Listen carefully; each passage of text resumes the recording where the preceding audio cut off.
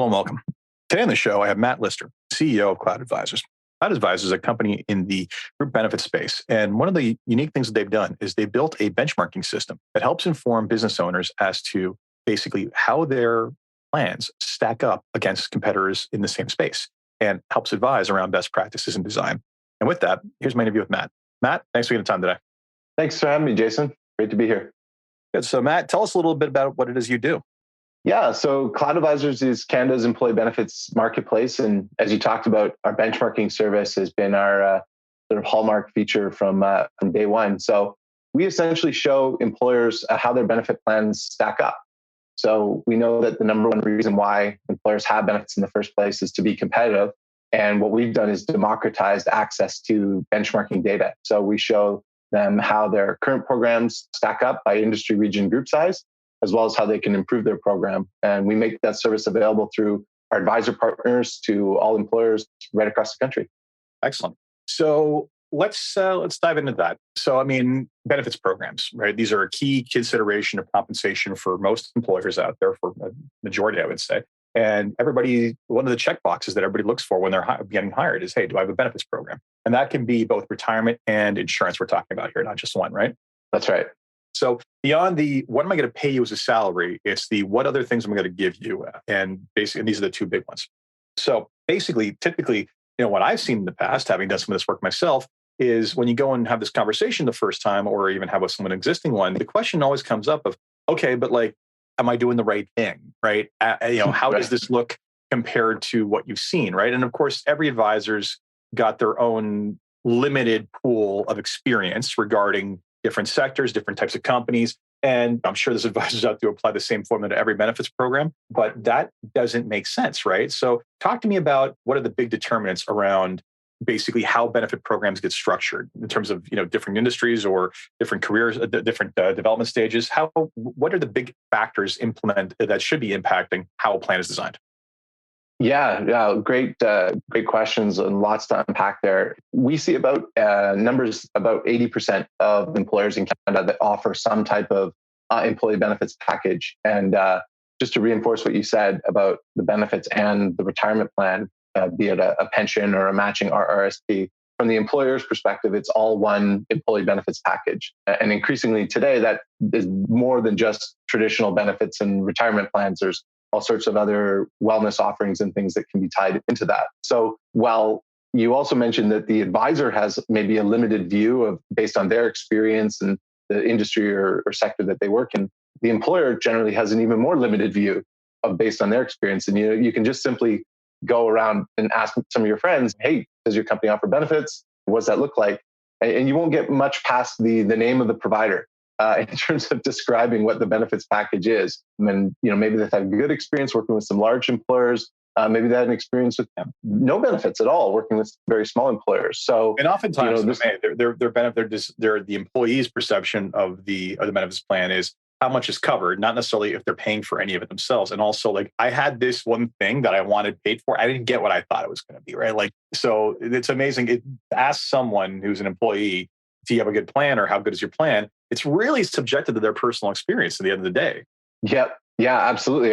Personal story. When I started in the industry, my dad had spent most of his career working for a public crown corporation with incredible, robust benefits. And so his sort of opinion was well, don't most employers have amazing benefits?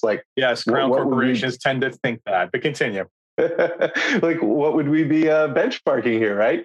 And it's well, my experience coming out of university and having part-time jobs and hourly jobs and working for some small companies and then starting my own business, it was I never even had benefits. So, okay, there's a great divide here. And as we've learned, employers, and kind of coming back to your question, employers go through different stages where they don't need benefits. Perhaps when they very first started, they can't afford benefits. And then they quickly start adding people and they enter a world where benefits become table stakes, or they become that checkbox that you talked about. So you might have a small company with a few employees and they all know each other. They can literally sit around a table. So in terms of attracting and retaining each other, it's a direct conversation with the individuals. Maybe they start putting in a small healthcare spending account or flex spending account or something to address some of those needs. But it's really once employers start to become 10, 15 employees and they start to lose some of that personal connection with some of the employees that they start to hire, that all of a sudden the group plan idea forms. And certainly once you get into 20, 25 employees, it starts to become more and more prevalent that when they're out there hiring, that question is being asked, do you have a benefits plan? And they have to at least satisfy that checkbox. Now, we'd like to go way beyond that checkbox in terms of saying, do you have a benefit plan and how strong is it? Or how up to date is it? Or what does it actually include? But the further you go up that scale into the hundreds of employees or the thousands of employees, the more robust and the more benefits is really just table stakes. Foundation is part of the total compensation and the employee experience of that company. Excellent. Yeah. All right. So let's talk about what's involved in the benchmarking. Okay. So I am an employer. I come to your site and let me see how I'm doing. What's involved? Yeah. So the first thing to look at is if you are one of those companies that does have coverage already is to take a look at the current coverage. Our system does have options for employers that have no coverage. They can get a sample plan and see what competitive benefits look like in their industry. So in terms of setting a budget and looking at what would a first plan potentially look like. But oftentimes what we find is that most employers have benefits already, but oftentimes they're quite a few years outdated. So, the benefit plan was put in place when they were 15 or 20 or 25 employees, and now there's 75 or 80 or 100 employees, and no one's really taken a look at it. It's kind of renewed each year. Like maybe there's a couple of minor changes. Maybe they even switched carriers, but they didn't switch plan design. So the starting point is really just getting that context of like, how does this plan stack up in the marketplace? And so, our system will intake the benefits plan and break it down into hundreds of different variables that we can then compare by industry, by region, by group size. And that's a whole other tangent we can take in the conversation here is just selecting that comparison group and what is meaningful, right? Sometimes you hear an employer say, well, we want the best plan at the best price, or we want a good plan at a good price. What does that mean, right? Like, what's a good plan for you? I too want the world for nothing. But you hear that too. Yeah. I want the best plan at the lowest price. It's like, well, join the queue. What universe do you exist in that is an option? I would love to know.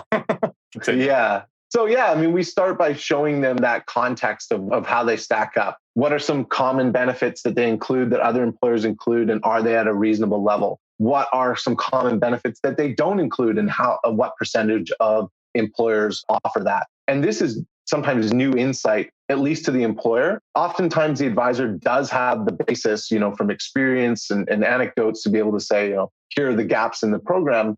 But the data really tells a compelling story, and it gives the confidence to the advisor to provide a better recommendation, but ultimately gives the confidence to the employer to make a more informed decision on improving their coverage at the end of the day. So by showing them where they're outdated, where they're under benchmark, new opportunities in the marketplace that they haven't taken advantage of, gaps in the current program, that becomes the basis for deciding, do we need to improve the plan? What are some of the priorities to improve the plan? Excellent.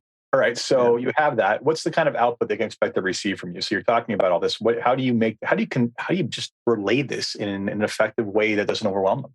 Yeah. Great question. And it's one that we asked ourselves certainly a few years in. When we first started, we were designing reports exclusively for advisors. And so, that led us down a very detail-oriented, every little Let's overwhelm factor. Everybody, justify ourselves. Yeah. Sort of the kind of the old school consultant's approach, right? Like, let's have more information than necessitates the need for an expert, right? And so, we had an intro report, it's 2 pages, a comprehensive benchmark report, that ballooned to 14 pages, 175 fields of benchmarking. And, the idea is like, well, that's great for the advisor to dig through, but that's certainly too much for the employer. It's arguably too much for the advisor. And so through design and through ways of color coding and rearranging the report, we try and call out what are the priorities. But ultimately, what we developed is something called our BAR score. And the BAR score stands for benefits, action, retention. And it's like a credit score, but for benefits.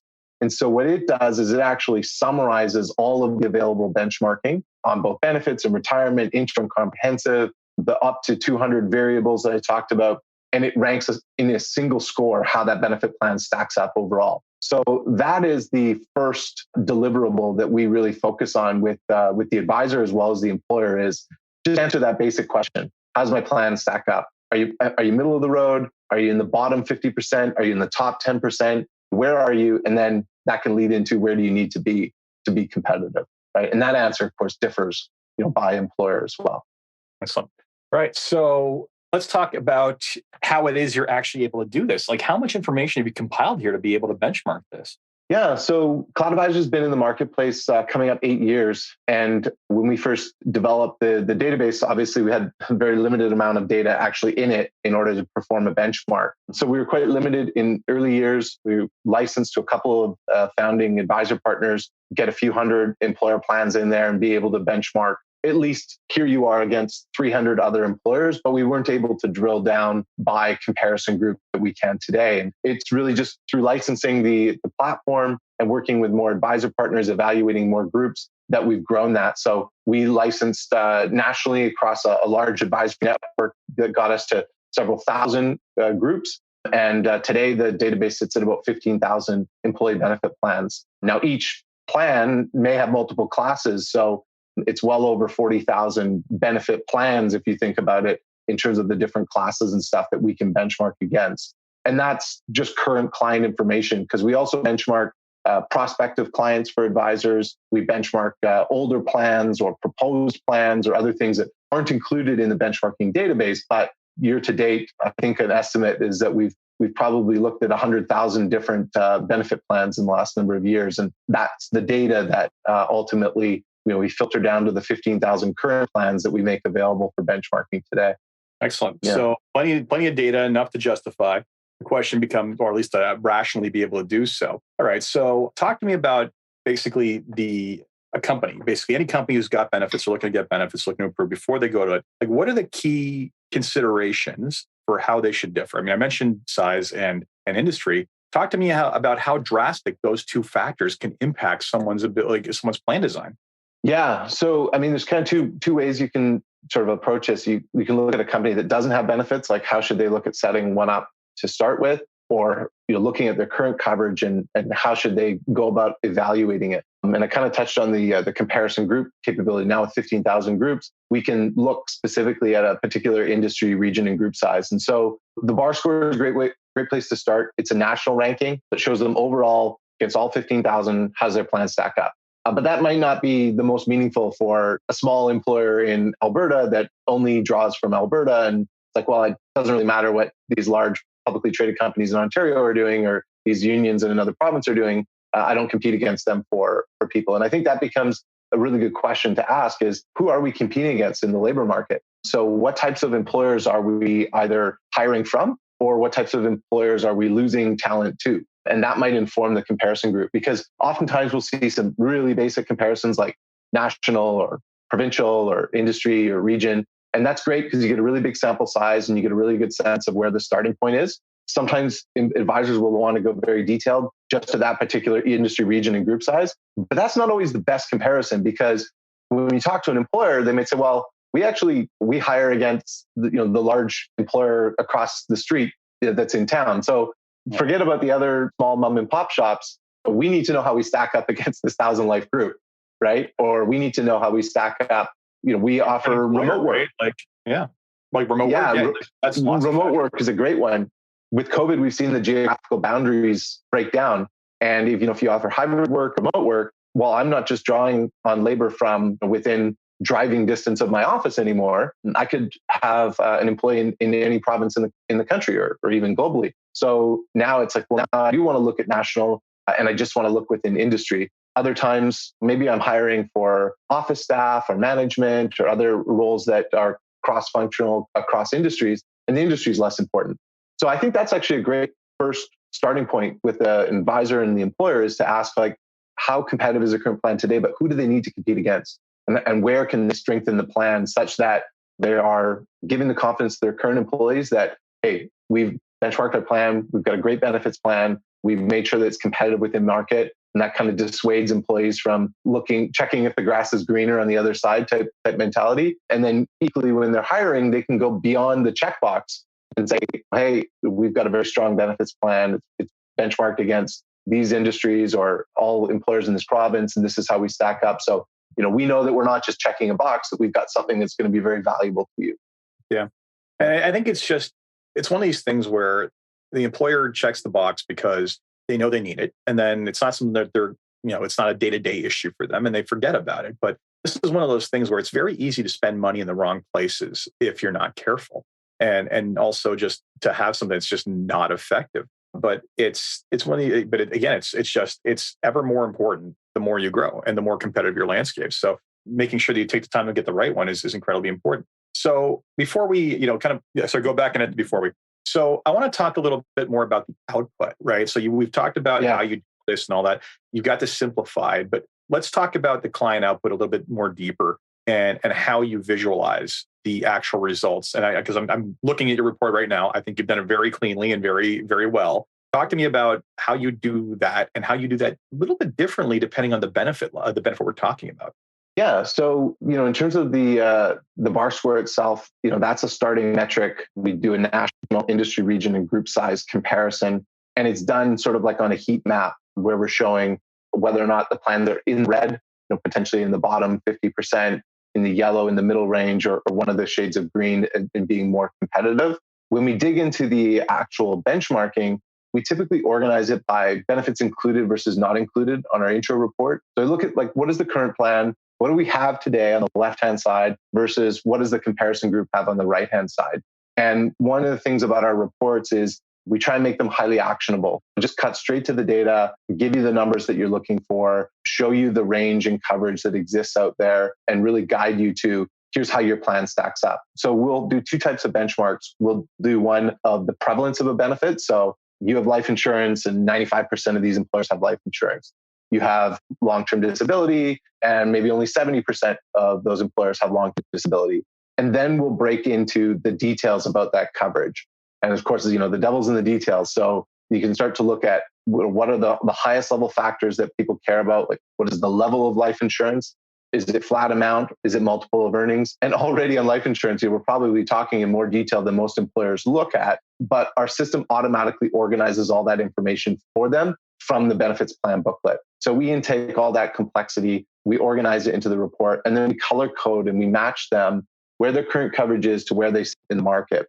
And we do it on a quartile ranking. So what that means is we'll show what the bottom 25th or the bottom 25% of the market offers, the middle 50th or the median, what the middle of the market offers, and then the top 75th and the top 25% of the market. And of course, there are outliers. There'll be employers that have the lowest level of coverage possible on the left-hand side. And there might be employers on the right-hand side that have the highest level of coverage. But the middle 50% range is what most people care about. They want to know, generally speaking, how do we sit in on this mix? And so they'll get this pattern emerging on the page of some stuff is low on the left-hand side, some stuff is high on the right-hand side. And ultimately that can guide them to, here are the gaps in coverage that we can consider. And we'll produce as many versions of that report as the employer needs for the specific comparison group that they care about. So we can do that by industry, region, and group size. Again, you've always got that bar score to summarize everything as well. Excellent. So you also, at the beginning of the show, talked about how you're a marketplace. Now, I know you specifically deal predominantly with agents. You're not an agency yourself. How do you bring the marketplace into the entire conversation in order to enable people to solve this problem, or a problem, if it is a problem that their package isn't what it should be? Yeah, well, I do think it's a problem. And what we've looked at is benchmarking, and everything we've talked to so far. Benchmarking is like a problem identification machine. You're going to find the gaps. You're going to find the areas that are under benchmark or outdated. So you're going to identify all these problems, things on the left-hand side, the things that are low. And it's only half the equation for the employer, right? Okay, great. You've told me about what all the problems are in my plan. What are the solutions? And so the marketplace really serves to find those solutions for employers. So what we have is we have the benchmarking, which identifies all these problems. And that's the marketplace of data, the marketplace of data about the industry, what other employers are doing, what the trends are, and ultimately what the levels of coverage are out there. Then we've developed this solution marketplace. And the solution marketplace is products and services from vendors across the benefits, retirement, HR, and wellness space. We've got about 500 solutions and growing in there. And what the system can do in the plan evaluation is match eligible solutions directly to that employer. So if they don't have a program like an employee assistance plan, or they don't have virtual mental health services or critical illness or one of these benefits, the system can search the solution marketplace and see, is it available with the current carrier as an add-on solution? Are there other standalone vendors that offer this and ultimately what is the rate and what would it cost. And so we'll connect them not just with the vendor and the vendor's information, but we'll actually perform an instant quote and an instant proposal so that the employer has everything they need to, oh, you've identified the problem, you've offered the solution, and we know what it costs. So the advisor and the employer right then in the meeting, especially for some of these low cost, high value items, they can take a decision to add these to their benefits package. And so the solution marketplace exists as another service on platform for our partners and our HR professionals to be able to search by any keyword, what's available in this broad marketplace of employer group solutions. And then it also exists for our software to be able to pick and choose. And commonly, advisors have their preferred solutions, maybe they have exclusive rates, and all of that can be customized on the particular evaluation that the employer gets. Excellent. Yeah. Excellent. So bottom line is that this is a nice little end-to-end solution for how advisors can basically raise the bar for the kind of information they're getting. I mean, the reality is most advisors want to do the right job, but we didn't have the tool set. So great work here. Yeah, thanks. I'll just expand on that, because one of the things that when I started as an advisor in the industry, you would almost hesitate to offer benchmarking. You knew it was valuable, but you also knew that it was manual and it was labor intensive to pull together different data sources and structure a report for the client. And maybe you could only achieve a small sample size when you did it. But if it's valuable to your client, you're going to do it. If it's valuable to a prospect and you might be able to help them and win their business, you're going to do it. And so everything that we do in this industry exists to serve the employer and ultimately their people. And so by automating this, it's now become something that any advisor can freely offer to all of their clients all year round at any point, that any employer can access, and they don't have to go through a high-priced consultant and a long process.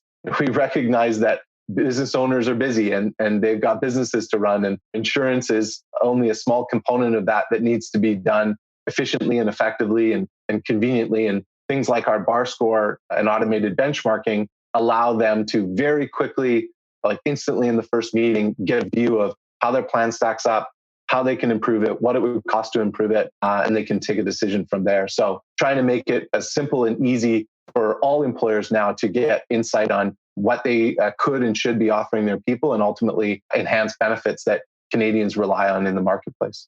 Excellent. So Matt, thank you so much for taking the time. Where can people find you?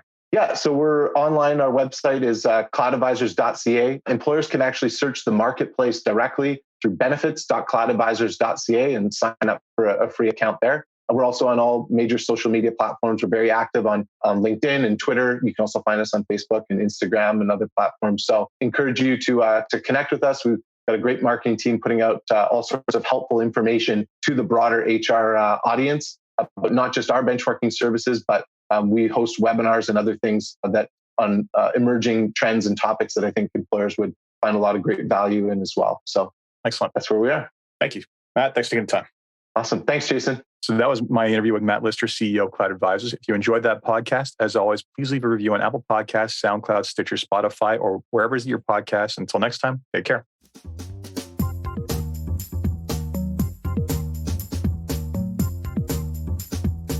This podcast was brought to you by Woodgate Financial, an award-winning financial planning firm catering to high net worth individuals and their families. To learn more, go to woodgate.com. You can subscribe to this podcast on iTunes, Stitcher, and Google Play, or find more episodes at jasonpereira.ca.